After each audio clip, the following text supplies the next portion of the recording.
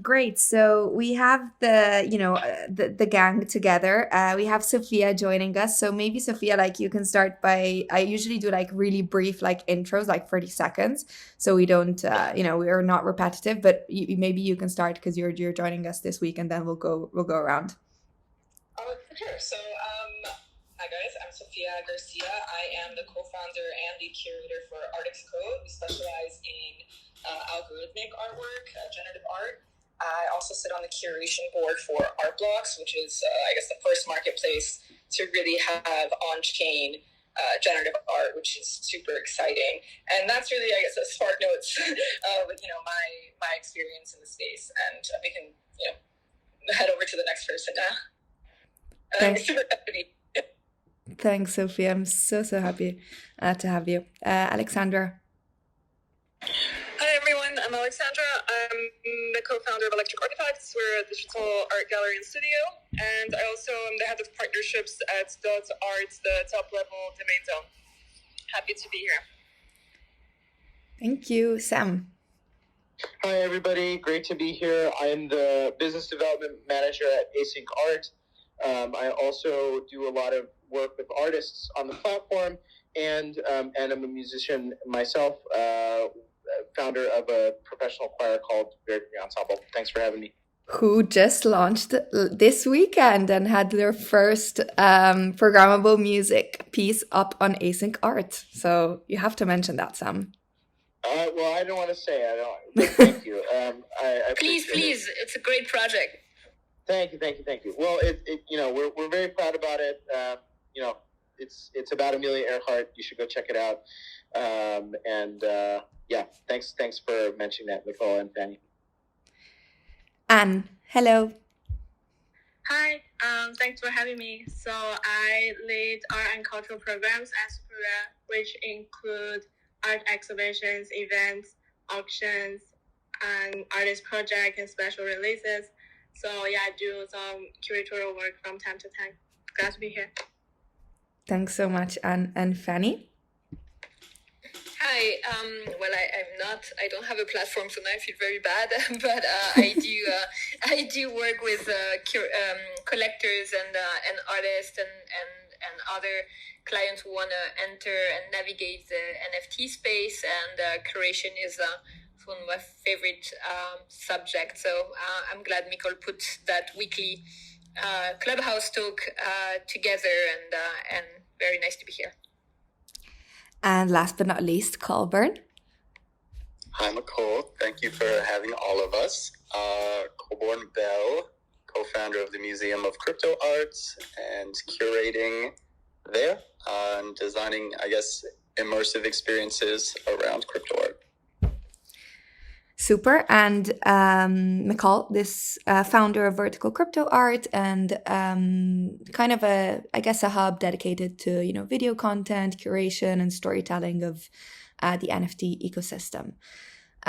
Super. So as always, it's kind of like very, like a very free and open space. We basically just chat about like what it looks like to for curation in the NFT space. We sometimes diverge to other topics. So as always, if people have questions or want to chime in, like please just put your hand up and we'll add you to the as a speaker. I actually wanted to start off because I saw a tweet yesterday and I thought, oh, this might be an interesting way to start the room tomorrow. And it's a tweet which basically was talking about some advice for like new artists in the space. And one of the advice was, make sure that you don't take, basically like for artists not to take any cuts or any like to have their, basically to not take any percentages for like curation and marketing. And it was actually like a really well made thread, and I agreed on a lot of points. But there was this obviously this part that says, as an artist in the NFT space and in the crypto art space, like the best thing about it is that we don't have to give cuts to like gallerists or curators, etc. And I just wanted to put that out there and just, get you all to maybe like chime in on, you know, what do you think about this, and how have you all like approached this as well within your experiences in the space? And anybody can start. Yeah, I'm happy to touch on this because I've had this conversation with artists in the past, especially when I first bring them on. You know, I think that working with a curator is 100% optional. But you also have to, I guess, keep into account what value they bring. So, you know, I think with most of the artists that I work with, we usually say this is a collaboration. It's for one project. You know, I will handle marketing. I will connect you with buyers, and you know, put you in a position where you might be able to sell a little bit more art than you would have if you're doing it on your own. I think, you know, you have to. And like, you know, we can do one product together, but that doesn't mean every time you post a work, you owe me commission or anything like that. But, you know, it's just kind of the name of the game in business all around. Like if you collaborate with someone and someone's helping you sell something, you know, there's usually something there to make it beneficial for both parties. So, yeah, I mean, while every artist is free to post as they please and do what they want, there's no doubt in the value of curation and having, you know, collectors kind of at your disposal that trust what the curator's putting out. But I mean, it's super interesting. I would love to sit there and kind of see the points that they gave. Yeah, I would jump in. I would agree on what Sofia mentioned. It's an equal exchange of value, same way you would collaborate with another artist to create a work. But also, I mean, all the platforms are taking commission. So unless you don't want to split commission at all, you might as well build your own NFT platform and start selling through that. And the claim of the other platforms taking such a high commission is because they're curated platforms, right? But that doesn't seem to stop other artists wanting to jump in. So I think it's more about who will be your curator, like selecting the right curator who works for you. And I think at the end of the day, it's all based on experience, based on recommendation, and the same formula can't work. Like if one curator has a very good collaboration with one artist, it doesn't mean they would fit organically with another. So I think it's still on the very personal level, like identifying who, you know, you would enjoy working with at the end of the day. I might add something that, you know, it's also, it might depend like artist by artist. So I think this was like the original promise of the smart contracts, is that like you could really customize it as a little puzzle to your needs. So if you work with someone like, and you feel like they're, you know, like are doing work to advertise a sale or like to help you with your career as an artist, like this is something that should be possible to add to you know, like to the contract. I think it's not like all like, you know, 50% like fees or nothing. I think this is where it has to be flexible, and most of them it's not yet available on most platforms to like split the revenue, the royalties, but maybe you should.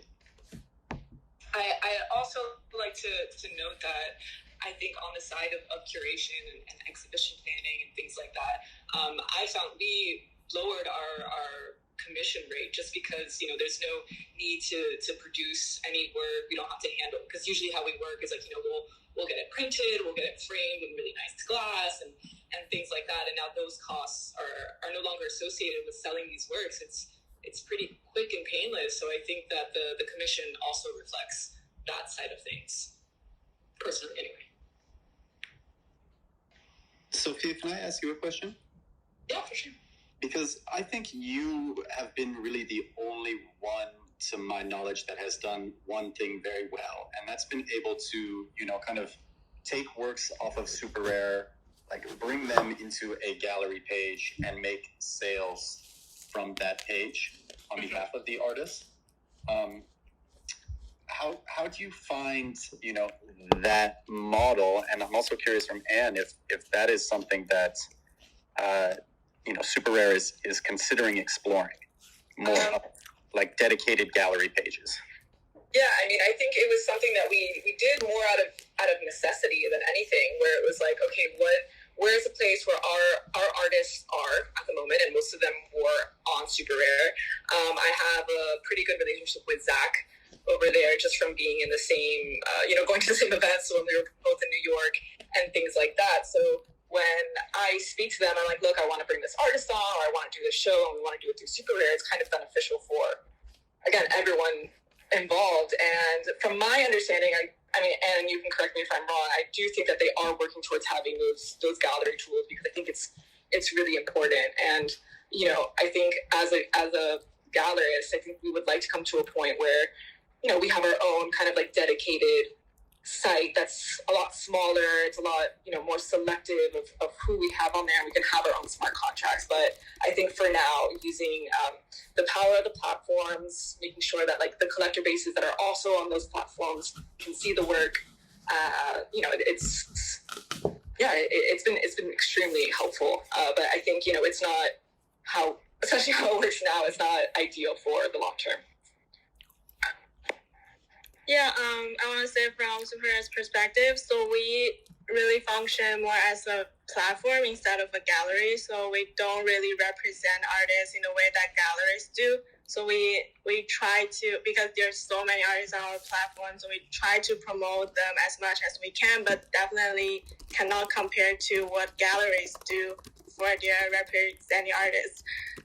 So we do think that having galleries on our platform will be helpful for artists themselves, but we don't really interfere with like how artists want to have what kind of relationship with galleries. So it will be the deal between them. And I think in the long term, our goal would be really to open Super Rare to more, outside kind of third parties and galleries, that they could do more curation work for them and also help promoting them, because, like I said, we're just like a platform. We don't really heavily help promoting artists like galleries do. So we think, that's definitely something that artists could think, that if they don't want to self-marketing themselves, they definitely would need someone, to do more curatorial work and promotional stuff for them.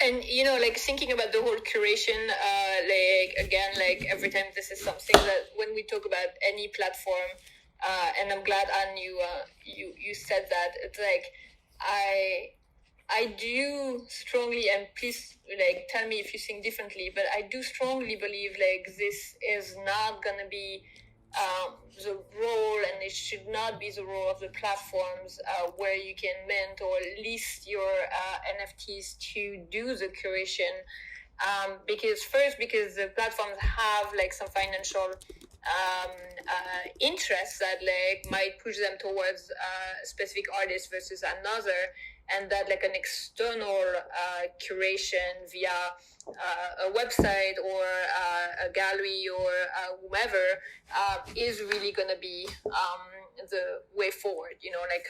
Yes, this is all handled the transaction on the platform, but the curation is an extra layer on top of it. Can I ask another question?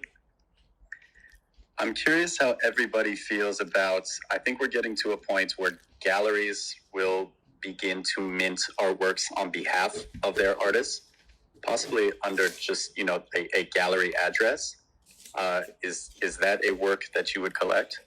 Oh, I have a lot of feelings about this. It's a lot. I think at this point, it's not...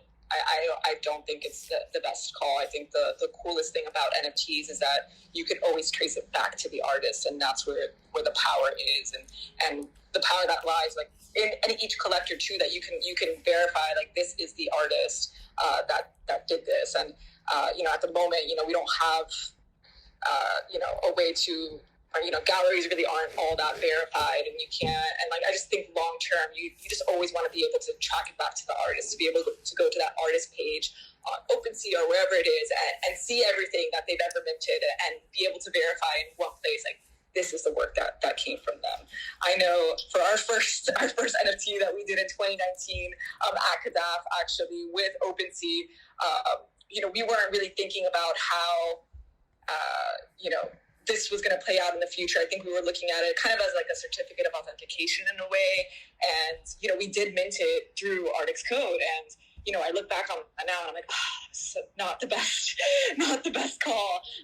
But, I think anytime I've spoken to another curator or someone who's thinking about minting something on behalf of the artist, I really say, like, have the artist do it. Like, get it to a point where, like, you can have the artist mint it and transfer it to you if they need to, but make sure that it's coming from the artist. And that's my personal opinion. I wonder if anyone kind of feels differently.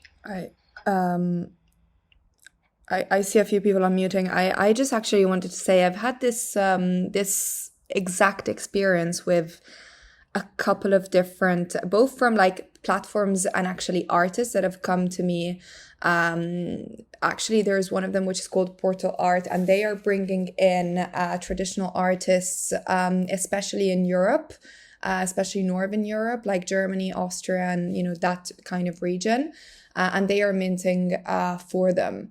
And this is happening on Heket Nunk. To be honest, like I've spoken to them, and I actually agree completely with Sofia. Like as a collector, but even like working as a curator, and in general for the community, like I think it's much better if you have like a profile and a page that is directly where the artist is directly the owner of it, and not like the gallery has a page where there's like a lot of different artists and they're minting for them. I just think it gets a bit complicated. Like I can see the point of facilitating the ease into the crypto art space and therefore taking out the burden of like minting, maybe even having a digital wallet, like, all of the kind of steps. But ultimately, if you want to be into the space, these are steps that you kind of like have to take at one point or the other. So you might as well do them at first. And these galleries and platforms can actually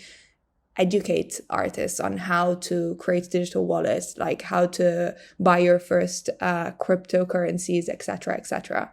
And from a collector point of view, like as browsing on Heket Nunk, I would much rather see a profile from an artist rather than like a gallery. Yeah, and I think part of the job of the galleries, and I know it's something that I've done, is get on FaceTime or whatever it may be with the artist and walk them through it, and like empower them also to be able to engage in the space in ways that they feel like appropriate for them.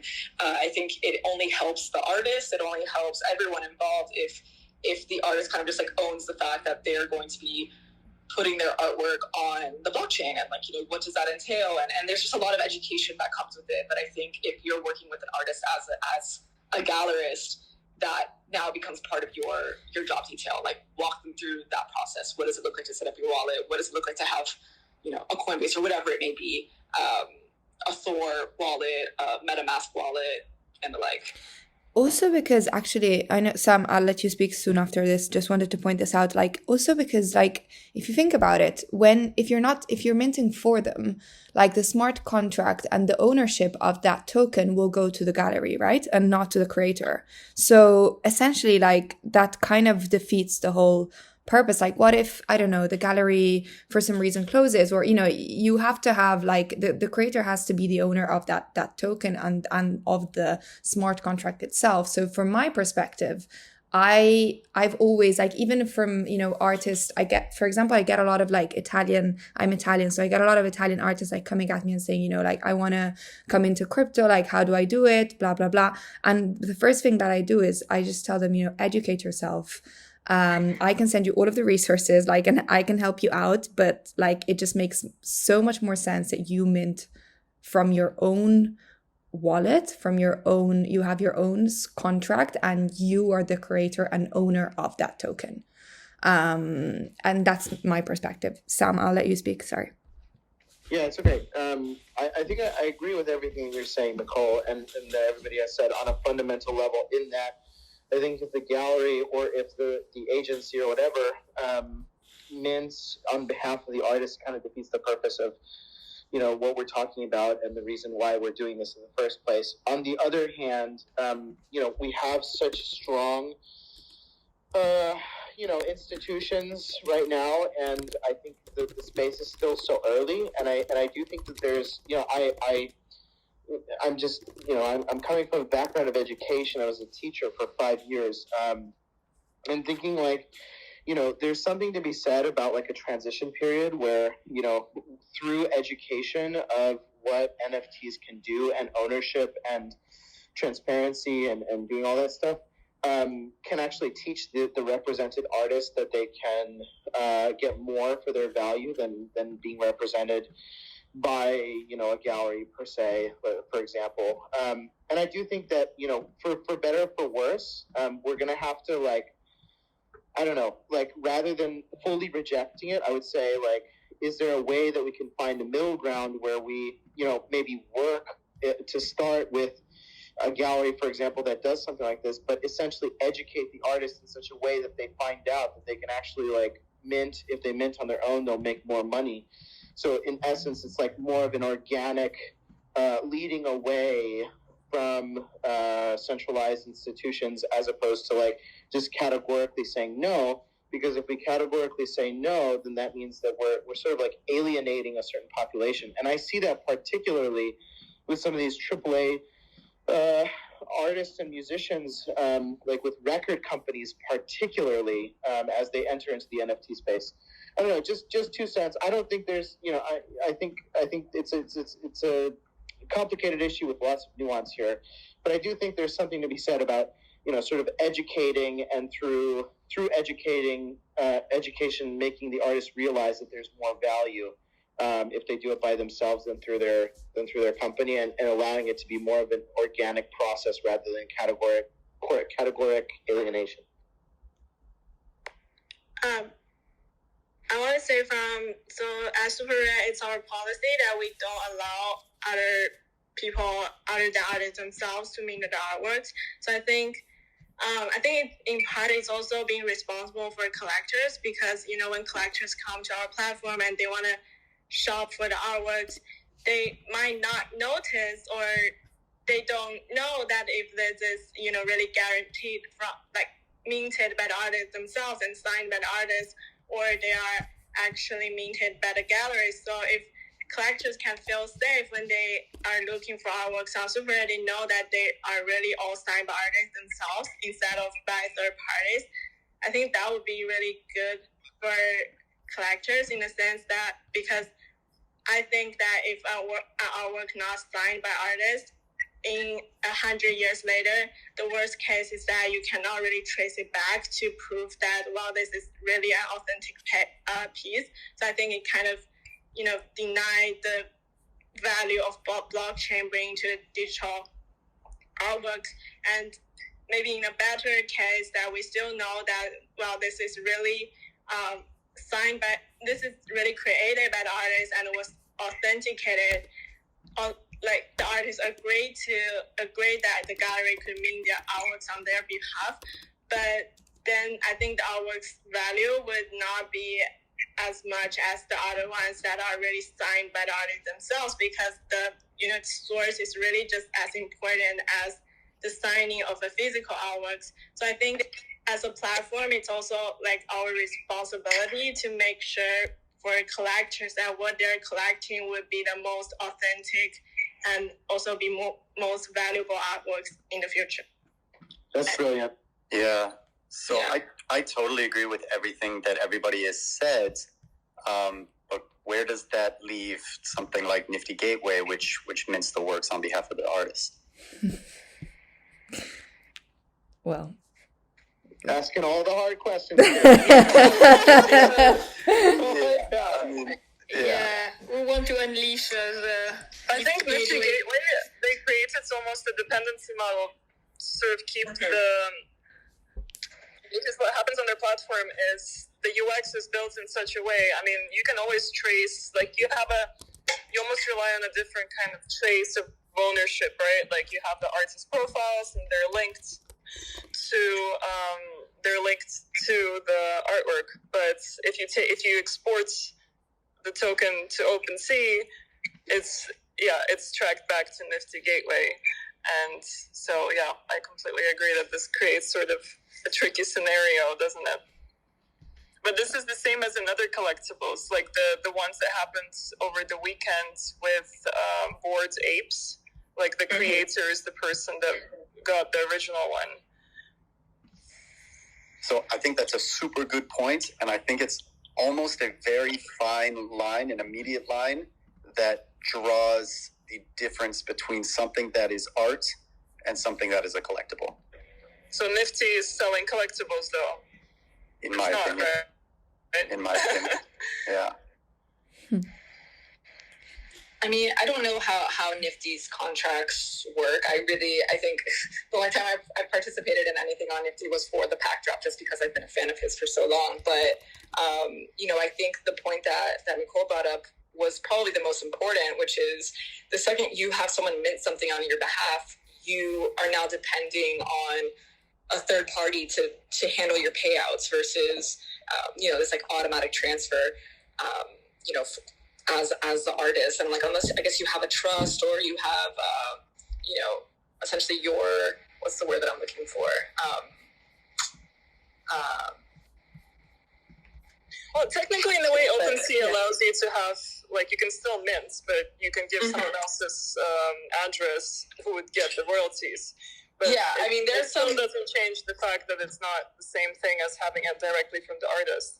Yeah, and I mean, there are definitely some platforms that are handling it, but I think like as a whole, it's something to know. And working in the traditional, having worked in the traditional art world beforehand, I happened to work with a gallerist who wasn't the best to her artists, and they felt duped in a lot of places, and so there are a lot of people in this space that may not have the best intentions other than you kind of like money signs. So I think it's, again, just easier to manage and maintain your work as an individual than kind of like give it off to anyone. It's kind of better be safe than to be sorry.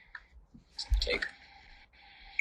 I completely agree. And to your point, Colborn, I actually think that there's a percentage of artists and people in the space that do not actually know how data is stored within the blockchain and how artists are, for example, Nifty Gateway. I'm not 100% sure that artists actually know that their metadata, their tokens are centralized to the Nifty Gateway server. I think you're absolutely right. I think there's a lot of either ignorance or misinformation being spread. I know we have studio up. Hi, how are you? Hi, everyone. I just wanted to make a quick point about this topic. There's a bit of an elephant in the room for me, where, I totally agree with all the points that you are making up here, and I really feel strongly about the artist using their keys to mint their works. I saw a situation, I haven't seen the result of it, but an artist apparently got phished.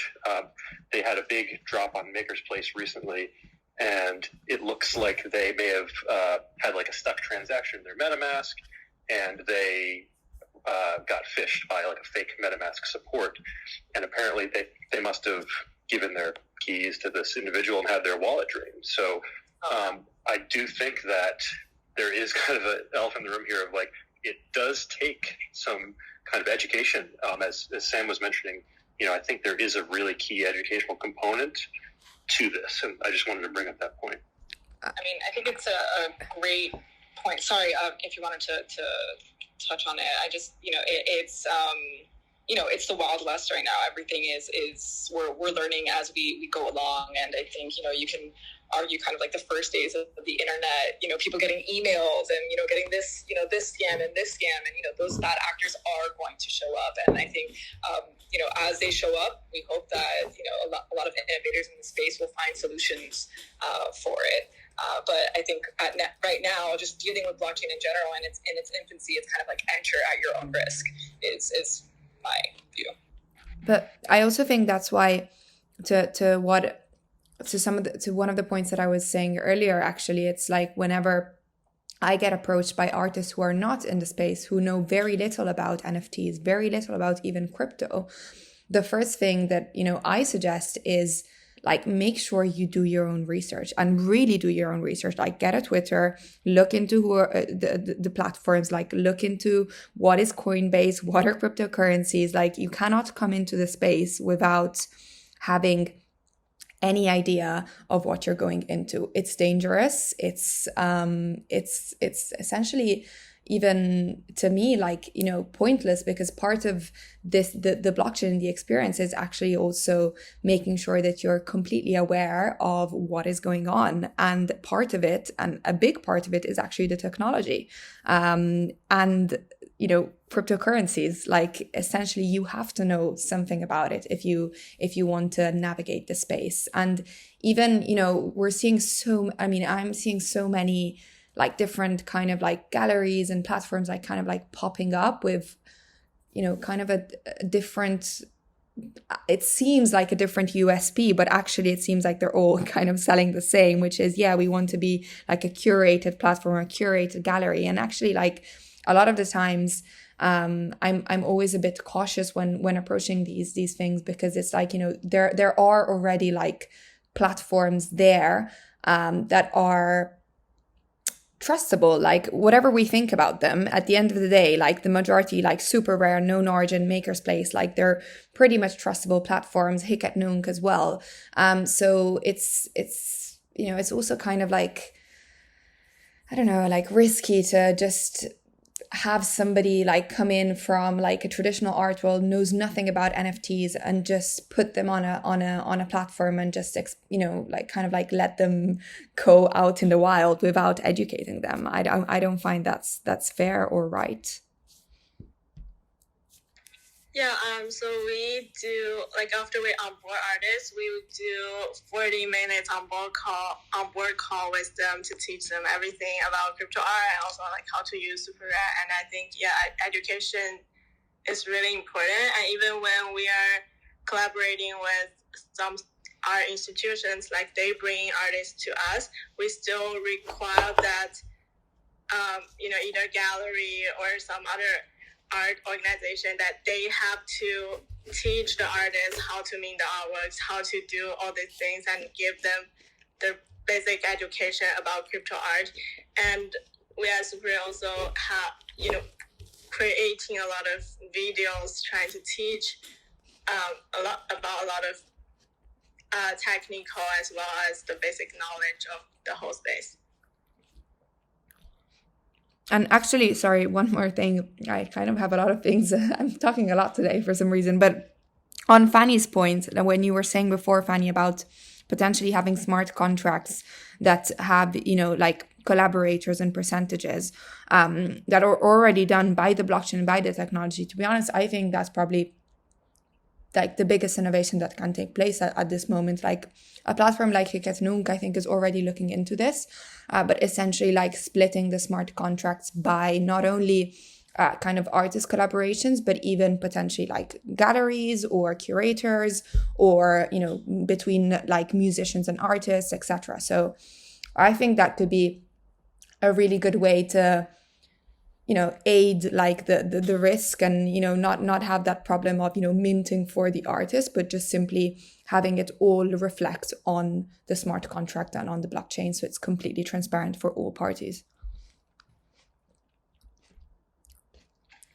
I think it's already feasible. I mean, correct me if I'm wrong. And some you might know more about that. But there's like on OpenSea, for example, you can upload your own smart contract. I mean, it's more expensive and it requires like technical knowledge, but it is already feasible. We just don't have the interface to make that more widespread.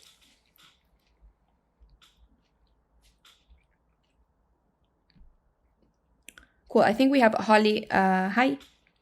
Hey, thank you so much for bringing me up on the stage. It's such an interesting conversation, and I've been kind of learning a lot in the space over the last couple of weeks. And I'm traditionally, coming to this space as a curator, but actually I found that it's been more appropriate to kind of think of myself more as a collaborator. So I've been developing a collective of artists, and we've been working on collaborations. It's super interesting what you're saying, Sophia, about the whole importance of artists minting their own work. And yeah, I think it's one of those things, isn't it? I think the more that you kind of understand the technology, the more you're able to honor it. And it kind of feels like, I know exactly what you mean in terms of like historically, when you would be working with physical works of art, you're, one of the first things you do when you unpack a piece of work is kind of do condition checking. And I think what's great about the blockchain is that, like you say, in 100 years' time, the first thing that you're going to be looking at is the origin. And yeah, it is interesting that we're so, we really are right at the beginning of this. I know there have been, there's been NFTs around for a couple of years, but in the scheme of things. So yeah, and it was really interesting to hear what you were saying, Sam, about that kind of, is there a kind of a way of soft, a sort of a soft approach or onboarding in a softer way. So that's really my focus at the moment, is kind of, how, what opportunities have been created in this space, because the crossover now between, what is an artist, what is a collector, when it's quite clear that the artists in the main have become collectors. It's like this whole ecosystem that has driven the market in a totally unique way. And I love the energy from that. So yeah, I just think it's super exciting. Thanks, Holly. Yeah, I mean, I think at the end of the day, like, what are we all looking for here? And what are we all like, what is the ultimate goal? And I think, like, all of us here, like, collectively believe that the ultimate goal is to really make sure that the artist is being done justice through their work, through their messaging, through their intent, their artistic intent, and through their, also through their ability and means to live doing their craft and creating their craft. And so at the end of the day, I think it's worth evaluating and sort of continuing to like look back at the fundamental and how we can make the fundamental like a reality. Because, as an artist, as a musician, having gone through, music school and all this different stuff, I'm so used to these people coming up to me saying, oh yeah, you're a musician? Oh great. Like who's supporting you? Are your parents supporting you? And it's like the most annoying question. It's the most annoying statement anyone could ever ask, because it's like, well, we shouldn't even be having this conversation, because the value that artists bring to the space and to the world is obviously like super valuable and super uplifting or meaningful or drive social interaction. So from that perspective, it's always important to sort of consider the fundamental. And I think as we continue to align there, we'll find pathways to bridge that gap.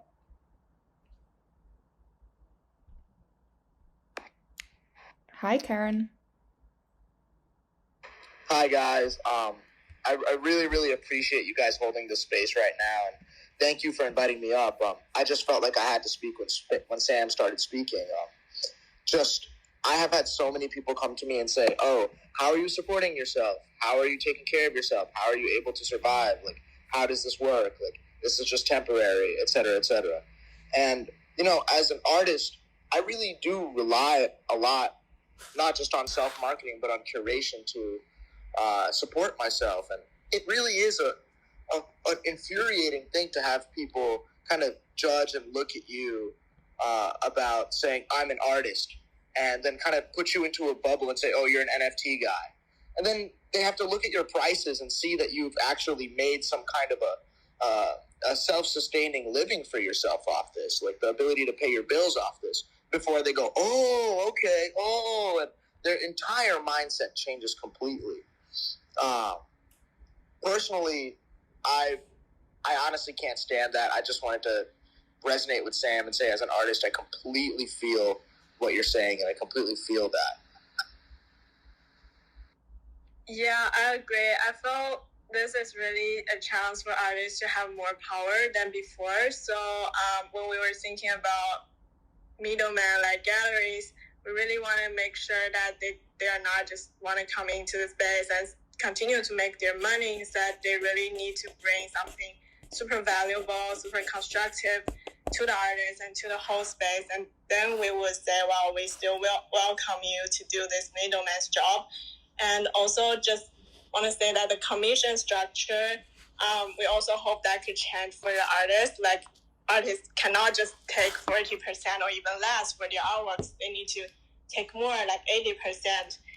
And so, for example, like the exhibition I just made for the past month, for the curator only take 10% out of the exhibition. I think that's really a good structure. So the artists really should live off their artworks instead of having people taking the majority of their income.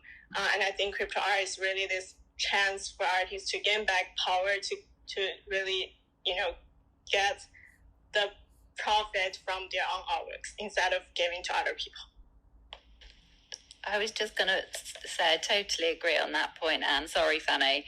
That's definitely been an issue for artists for such a long time in the sort of gallery space, and it's been so market manipulated, and that's what kind of the whole world of cryptocurrency and DeFi, all of these solutions should be freeing us as a kind of creative community.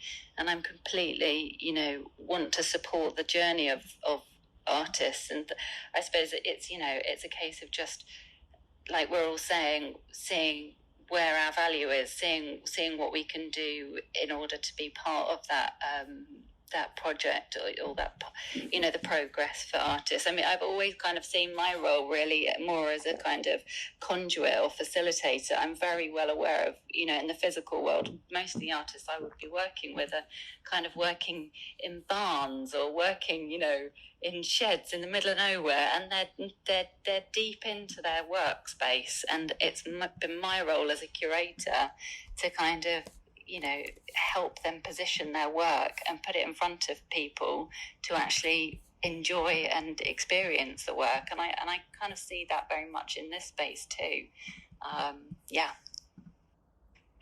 I'd like to just... Oh, sorry, Colborn. I actually about to talk about you, Colborn. I was going to talk about you. Colborn, found me. I'm a small artist, and without his help as a curator, without his help as someone who was ready to listen to my vision and what I wanted to do, I wouldn't be able to have the opportunities that he opened up for me. And I really, really think it's vital to create that relationship between artists and curators. I'm so thankful that I was able to meet Colborn, that he was like, oh, I don't care what your value is or how many followers you have. Let me look at the vision. Let me look at the work. And he put me in places where I was able to talk to people who unfortunately may not speak as much directly about vision, who might be a little more business-minded. Curators are really the bridge between the total creative side and the total money side. I'm just super grateful. I just wanted to share that little anecdote. Oh, man, it's an absolute pleasure. I think, like, time and time again, you've shown yourself to be, like, at the forefront of just critically thinking about this and your engagement of the work that you do with Felix. And you occupy a very unique space as both an artist and curator of the own work that you produce. And this is becoming an interesting relationship as well. When we start to look at more AI generated output and how, the artist creates that output, but also curates that output. So maybe you want to perhaps like speak about that process and of what it's like to, be inputting code to see an output and then to continue to curate until you find that it's creating and putting out what you want. 100%. Thank you. Wow. I'm honored that you said this. I think that there is curation happening at two levels. One, when I'm creating AI-based outputs, I need inputs, right? I need some kind of source material. And what I like to do, rather than just scouring Google Images or Instagram or something, I'll reach out to an artist whose work I really love. And I'll say, hey, I would love to feed your work into one of my GAN models, into Felix. And I would love to just mess with it and see what your work looks like when AI tries to detect common patterns and make something out of that. And, that's always considered a collaboration. I don't take someone's work and then just feed it to the AI and put it out. It's always the case that we do everything together. I take their work, the human input, and it creates an AI output. But from there, we get potentially millions of different images. So then together we sift through and say, what represents this collaboration? What represents this conversation? What represents this vision that is clearly your work entirely and your mentorship of this AI that you've trained directly? And, so for me, the two levels of curation there are, one, choosing someone to work with and them having the grace to say, of course, I'm happy to participate in this. And two, looking with them and saying, okay, which of these outputs invokes the same kind of feelings that your art does, or invokes the nature of our collaboration and the connection we've made since we've begun this. And I feel really honored to be able to do that with other artists and create new versions of their work. It's someone actually compared when I was talking to David Young, was a triple code artist, and he was comparing the output of the GAN as a contact sheet for photographers, because photographers take 1 million pictures and then they don't put them all for sale, or they don't print them all out, and I thought that was a very good way to understand the curation part that the artist does with the machine per se, and that kind of put the curation more in perspective, I would say. And I think it's super interesting how we use the sort of language to kind of create and curate these different layers, and how the artist is working with a collector, with a curator. And we created a GAN piece for Freeze in 2019, and I wouldn't have considered that. I mean, we didn't mint it, so it doesn't exist as an NFT, but it was a digital art piece. It was with a British artist called Yinka Ilori. But yeah, I love that, Karen, when you have the kind of whole, you're taking raw data from an artist and, creating something that no one can envisage, and it's about the edit and the curation and the storytelling and how you create a work in that moment will be different to how you create a work in another time. Yeah, it's great. Yeah, I also just wanted to touch on just GAN in general. I think it's one of my favorite mediums out there, and we had a show in 2019, and the name of it was called When the Computer Made Art, but it was kind of paradoxically asserting that it's actually the human behind the computer that's creating it, because without that human touch, that artwork does not exist. So I think there are a lot of people out there that get confused when you start saying oh, AI created this, or it was created with AI, but there is someone behind the scenes that's controlling the input. And I think that's been one of my favorite things to see in the GAN art that's come out, just seeing how different artists interpret that process. So really cool. It's like many people say the AI, the machine is the paintbrush, and it's just a tool. Although there was one artist, I wrote an article about this 2 years ago, sort of claiming what artists are creating with AI, who said that to him the machine is his collaborator, and that he sees the machine as as another artist working with him together on the project. So I guess for everyone it might be different. That's exactly how I feel. I completely feel like the machine is a collaborator or a student of the person I'm working with. You trained this machine on your work. it is trying to create patterns that I don't understand based off of your work. If I have the knowledge and ability to replicate the outputs of the machine, okay, then it's just totally human based. But to me, it really is like I am looking at something else's outputs and something else's work. And my job is not as the artist, but as the curator, as Colborn said. I think one of the most interesting projects I've seen kind of in this space is from this artist, Ben Snell. I don't know if he's even like produced it, but he showed it to me in his studio, where he really wanted to understand how he as an artist creates. And so he referred to this as kind of creating his like artisanal neural network. And, you know, he showed me all of these steps that he made basically to create this neural network trained on his drawings, and trained, again, like made drawings of so many different things based on images and stuff, and fed that to the program. And then now it draws, you know, somewhat similar, as close as possible to the way that he draws in his marksmanship. And it was just the most incredible thing I had seen, you know, having yourself be, or like, you know, your work and your work be the input. I think Helena Sarin does the same thing, where she trains it all on her photographs, her drawings, you know, and it's, I love that. I love that. Yeah, I agree. I love Helena. She does amazing work. And Karen, like what you're saying is super, super cool. Thank you so much for sharing. And thanks, Colborn, as well. Yeah, thank you guys. So we have a few people up. I think, Cadence, you've been waiting for a while. Hello. Hello. Thank you, first of all, for having this space. For everybody that's here, I followed you because you're exactly the type of intellectuals that I'm looking to get in touch with more. I'm a spoken word poet. I'm a stay-at-home mom.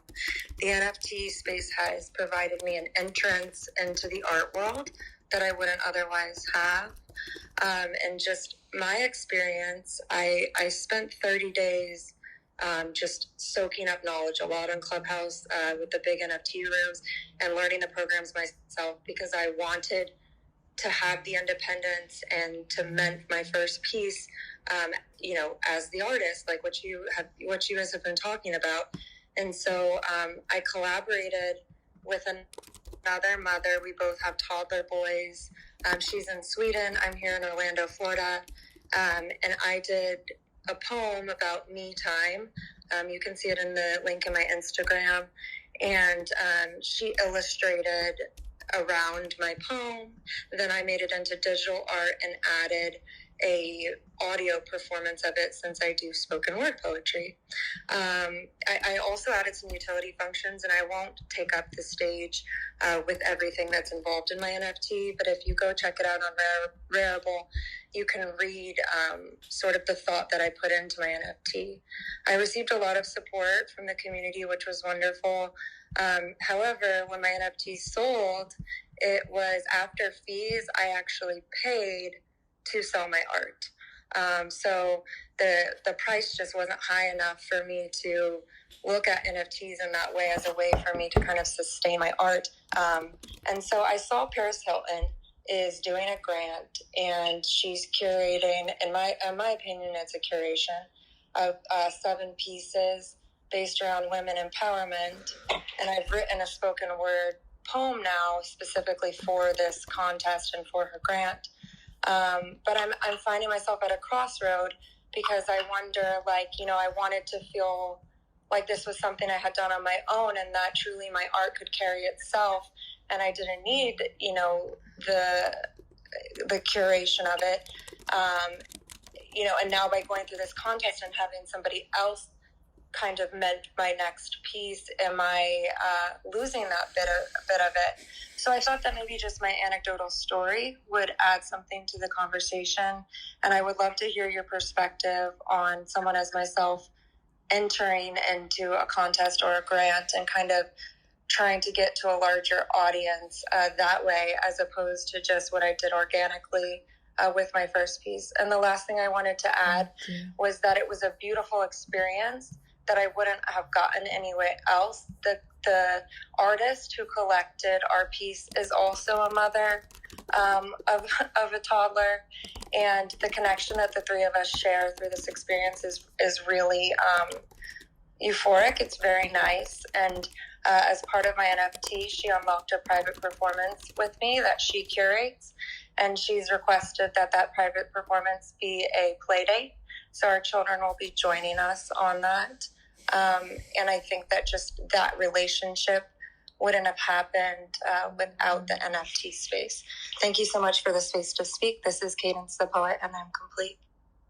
I have a few things to say on that. One, the best thing about this entire space is the community. So I'm really happy to hear that you had such a great experience in that point.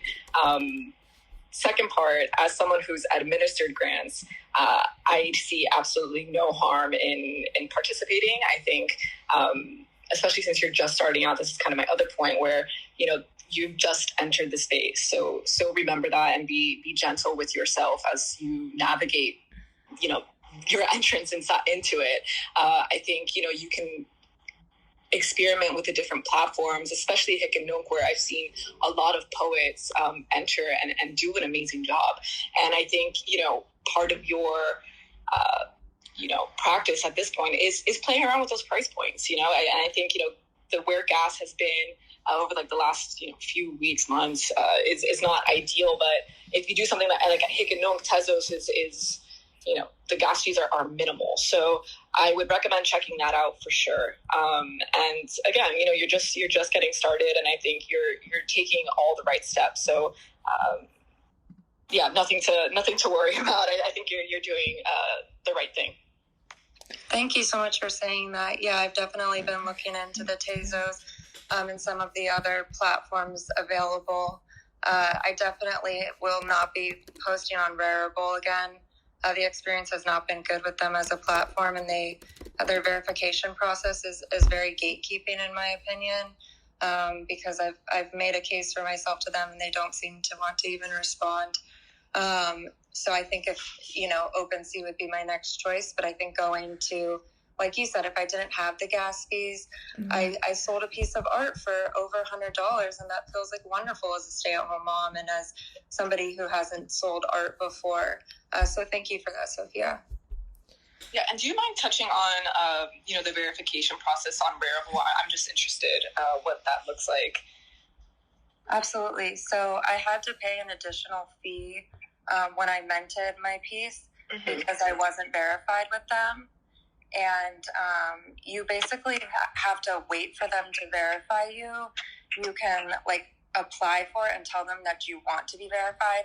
And I've tried DMing them directly, DMing people involved with them, just kind of asking them to please look at my NFT, look at the thought that I've put behind it. And I'm not just throwing something up on the internet. I've worked really, really hard for it, and they don't seem to want to respond at all. And I'm not the only artist who has had that experience. There's very talented people in this space that are emerging and don't seem to be able to get their attention or feedback at all and for getting verified.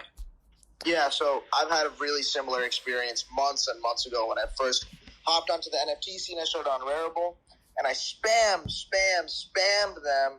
I DM'd them. I commented on every single post, verify me, etc. Everything, anything it took. And, that's super annoying, but how else can you get through when people have such large gates? So, here we are in this channel where we're talking about curation in the NFT space and the power of curators and their ability to lift artists up.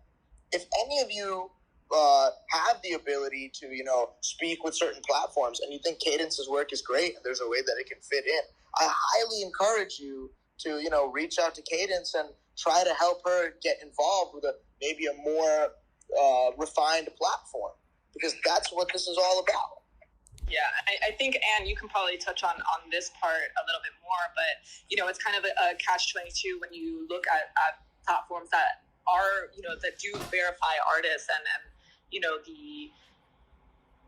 the checks and balances that they kind of have to do, the diligence that they have to do to make sure that they can verify you. And I'm sure, the ton of volume that they get, I no doubt am I denying, I'm not denying that it's a pain and that it's extremely frustrating, but I think just like where we're at right now, and the process of getting verified is probably the most difficult. And I think that's the same with all platforms, like even, Instagram, where like Artix Code has like, almost 25,000 followers and they won't verify us. You know what I mean?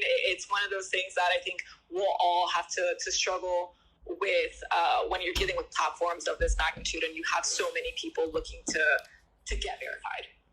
I think just to add on this, like there's, you mentioned it, Sophia, but I think like for artists who are looking for, I guess, like an open community and a way to, not have to spend crazy amounts of gas fees, Heket Nung is a really good place to start.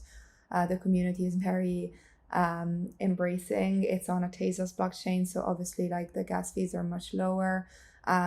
So like there's no verification process, there's no gatekeeping, and actually it's a very experimental platform too. So as you mentioned, Cadence, that you're a poet, like I've seen, as Sophia you said before, like I've seen so many different types of artistic forms on there. So definitely something that I would encourage you to explore more. But just want to make sure that we have we get a few people up, because I know there's like a few questions. So Jason, hi. I think I've just added you to speak. Hi, yeah, I was just wanted to comment. I think one of the things Jason, do you mind? Yeah, we can't really hear you. Yeah. Okay, let me change my signal here. One of the things I noticed when I very first started looking at the NFT platforms was just the volume of stuff and what felt like not only a lack of curation, but zero curation. And I know for me, I felt like I was craving that curation. And my first thought was, I'm an artist, but I immediately started thinking about it more as like a buyer or a collector, and just thinking, it must be really frustrating for certain collectors to not have that curation. And I know that's not necessarily a popular view among artists, but I think we need certain platforms to have more curation personally.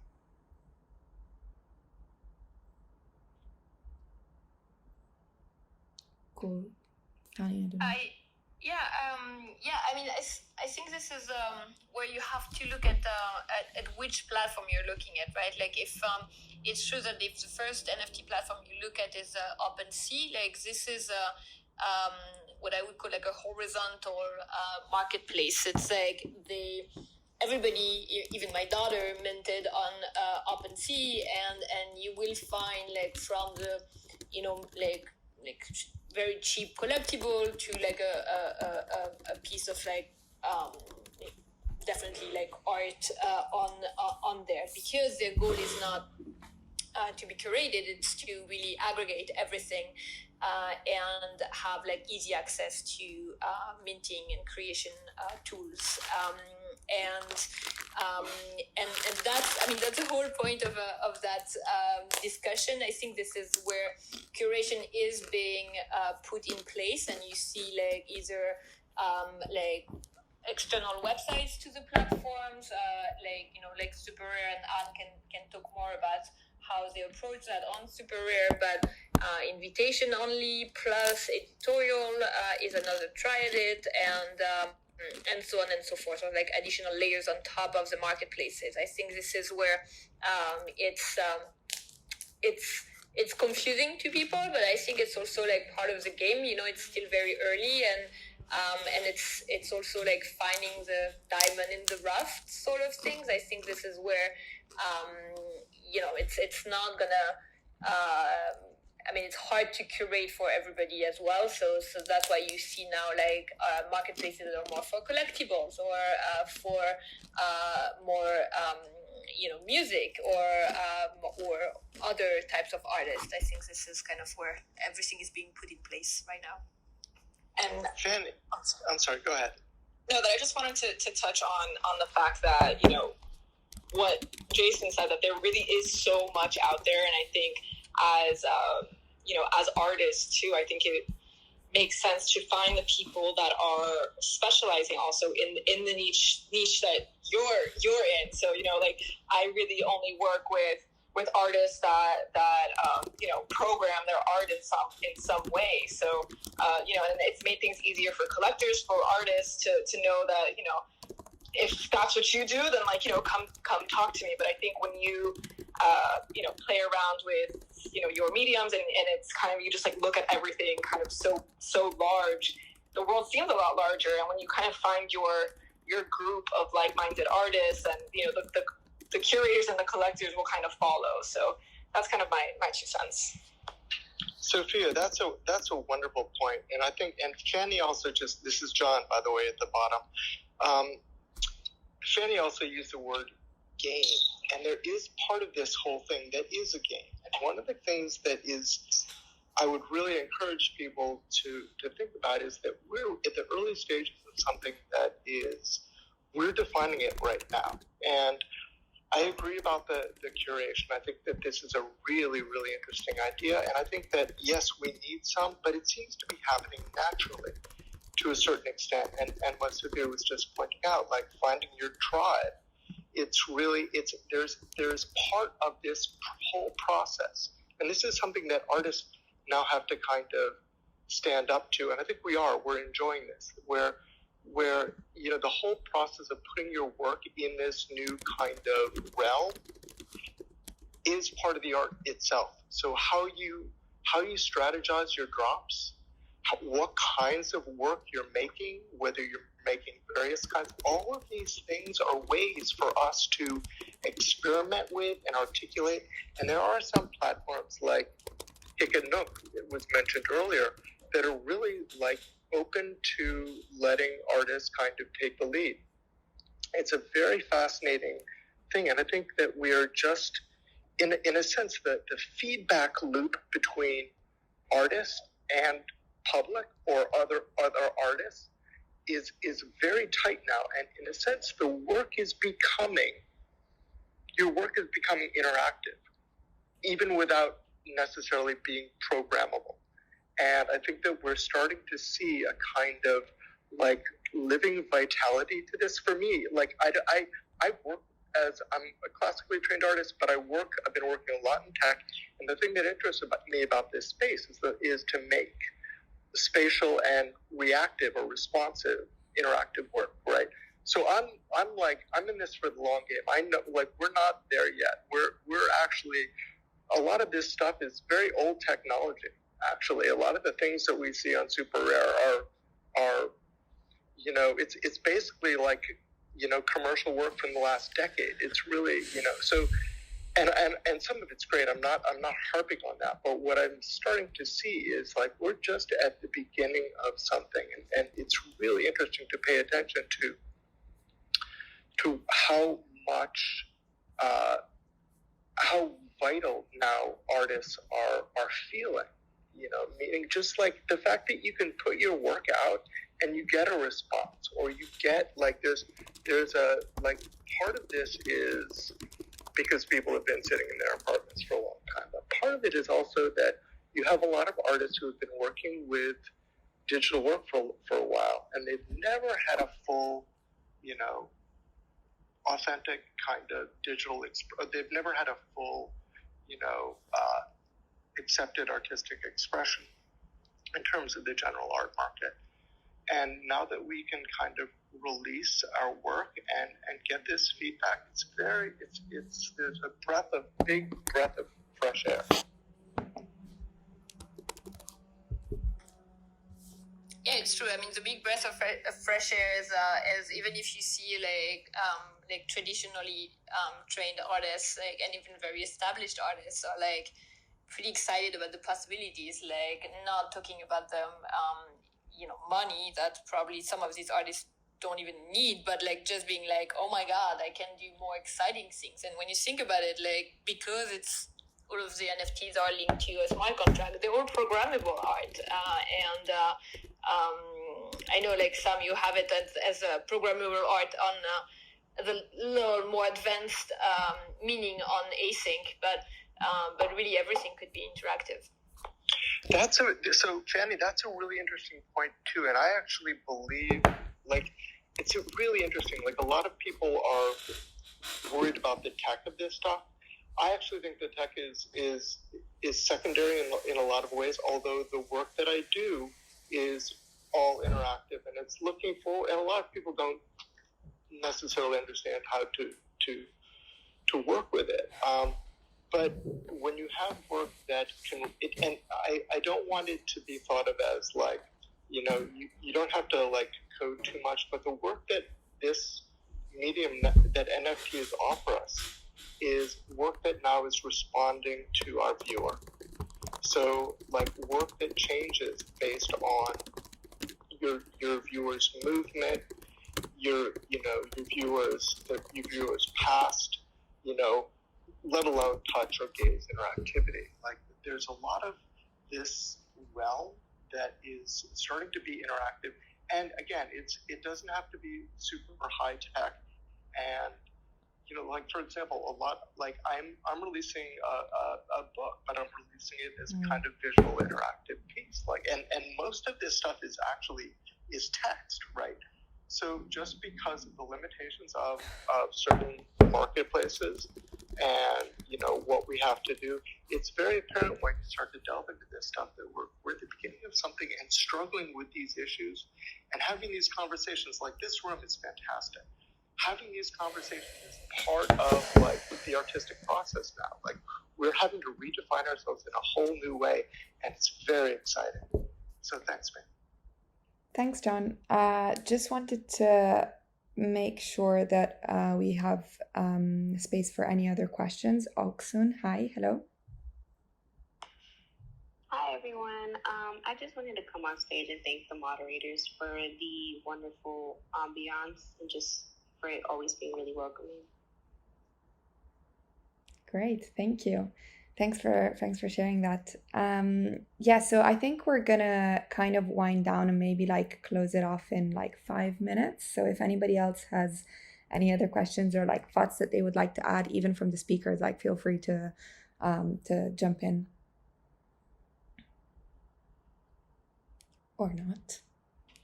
Can we talk about the Binance release of their NFT marketplace? I know there's not much released yet, but the only articles they put out had like this like 1% royalty, which some people commented on Twitter that it's like, oh, it might be a joke because it's really missing the point of the whole like deal that is happening. But yeah, just wondering if anybody had more thoughts about or information about the Binance NFT marketplace. That's just a personal question. Yeah, I did see a new marketplace last week, which was everything was minted on the Binance chain. But I'm assuming it's not Binance's own marketplace yet, because I don't think that's out yet, is it? No, it's June. Okay. I guess I have one thought, something that John had noted on kind of like how this is kind of related to a game. And I think we are actually starting to see a lot of kind of like game theory happening in the NFT space in terms of releases.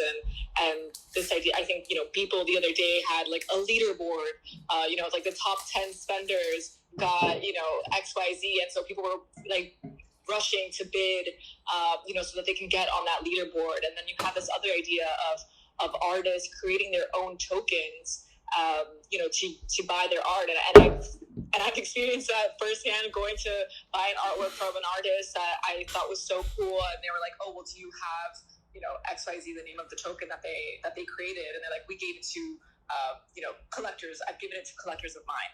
And if I hadn't collected a work from him already, then I couldn't purchase the piece. So there's more than meets the eye than just, uploading an artwork and, hoping for a buyer. You can really create an entire community around it. And I think, especially with the pack, I don't know if everyone saw that with Sotheby's, that, you can buy all of these works, but now he's creating this thing called Ash, where you can burn your artworks for Ash.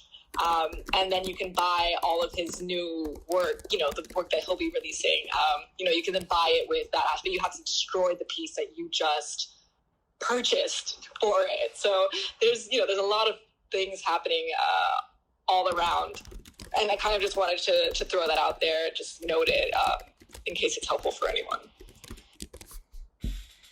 I think it's all super fun. I'm constantly kind of trying to get my head around so many of the different concepts, because one minute I'm kind of like running around a park looking for a floppy disk or something. The next minute I'm trying to work out how many of someone's pieces I need to buy so I can get the free thing, or it's brilliant. I think it's super, super clever. And then with my kind of old marketing head on, I'm kind of thinking, this is just genius way of building brand loyalty. And that's totally cynical, because yes, you absolutely are building your community. And I love the fact that there's these kind of this sort of rewarding system that's super playful and fun. But it's brilliant. I love it. Hi, Vibrata. Hi, thanks for having this discussion. I'm excited and also curious. I'm sorry I came in at the end. I came in when John was speaking, and I'm excited by this stuff, but I'm also a little confused because I'm not finding my people out there. I'm having a difficulty with taste levels that I'm seeing in the most popular marketplaces, and still not quite sure how to find my people. It's taken me a long enough time just on Instagram to find my people, and now this is a whole new game. And I'm seeing a lot of lowbrow art. I'm seeing a lot of, I don't know what to call it, maybe bro art, and I don't know how to get past all that. If anyone has any suggestions, maybe a different marketplace. OpenSea sounds like a great venue because of the fact that these NFT they're soft NFTs, and I think that's a more conscious way to do it. I don't necessarily want to burn everything on the blockchain that I put out there. So is there anything similar to OpenSea out there that's happening? Let's try that as a question. Or I don't know, anything about what I just said that you was short on time. Thank you. I think I felt the same way you do.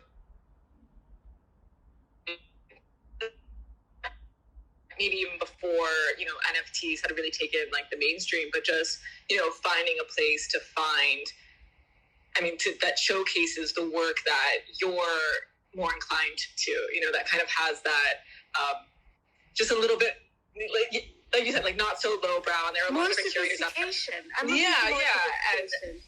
I think, if you don't see it, I think it's, you also kind of have to own the fact that maybe you should, take that first step to create it, and see if you can start finding artists out there that you feel are more in line with what, you're doing, and, set up a collective or whatever it may be. But if there's something missing in the space, I think, we all have kind of a duty, because it's so early on, to start forging those paths.